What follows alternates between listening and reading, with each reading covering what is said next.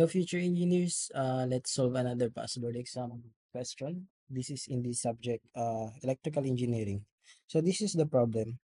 The force between two electrons in a vacuum is 1 times 10 raised to negative 15 newtons. Approximately, how far apart are the electrons?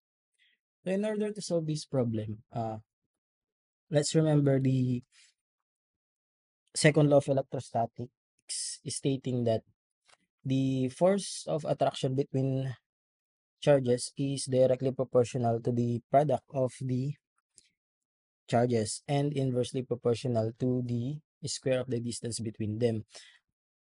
So in formula, this is F is equal to K Q sub 1 Q sub 2 all over D squared.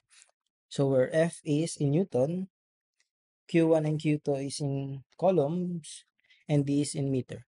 K is the free space constant, which is equal to 9 times 10 raised to 9 Newton meters squared coulomb squared.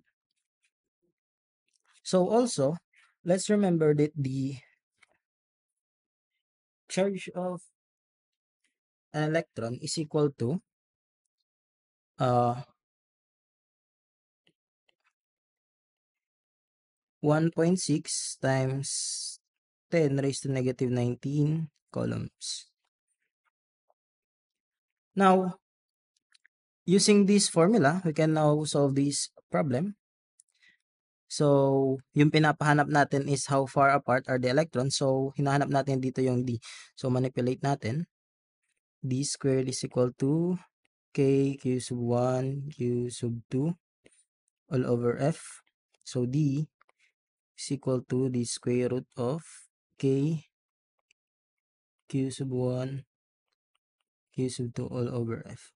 So, let's substitute the values.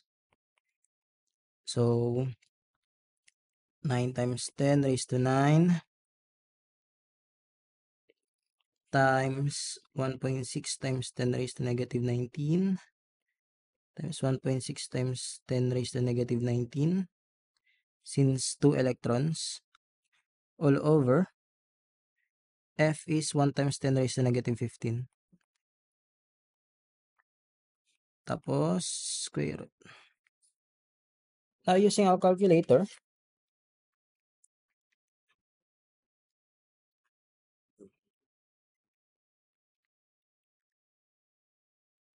square na natin since dalawa sila. Tapos, 1 times 10 raised to negative 15.